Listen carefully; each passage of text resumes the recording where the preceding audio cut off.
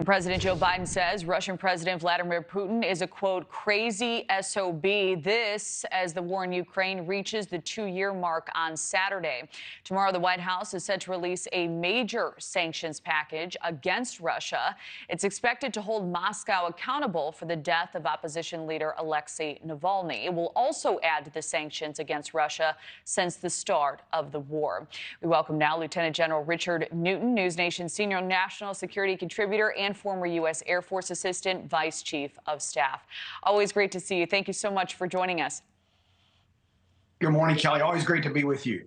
Wonderful to be with you as well. So while Russia has suffered, as you know, significant losses in this war, the recent reporting is that they are regaining momentum now.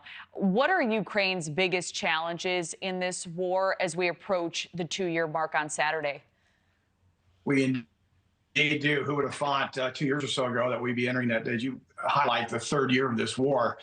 Significant challenges for Ukraine because it has, for the last several months, it's really turned into a war of attrition where Russia actually has more on its side in terms of the size of the army, in terms of its personnel and its artillery and rockets and so forth, where Ukraine is again trying to defend its territory. Russia controls over 1/4 of Ukraine, and most recently, just a couple of days or so ago, when Russia retook the small city of Avdiivka, that actually almost it's a small momentum change. We're along that 600-mile border, as we're seeing right here on our map.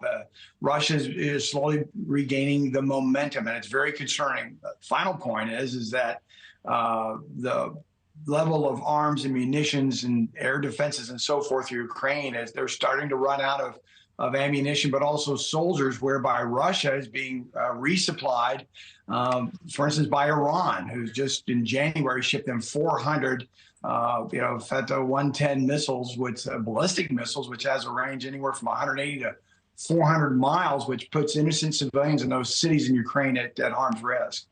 So Speaker Mike Johnson has said current U.S. legislation, which includes over $60 billion in assistance for Ukraine, it would not pass in its current form. We know there's now mounting international pressure for the U.S. to act quickly. How do you see this playing out, and what do you believe is the best course of action for the U.S. moving forward?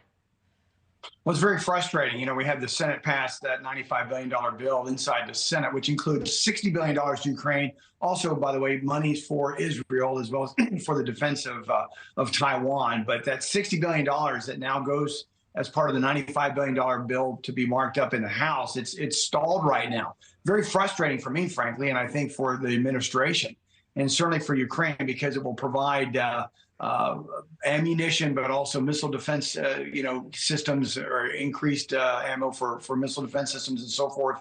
That's very frustrating. And so it really provides leverage from Russia's standpoint, because they know that Ukraine is at the mercy of the United States in resupplying arms, but also, in Europe, it's also it's a slower process.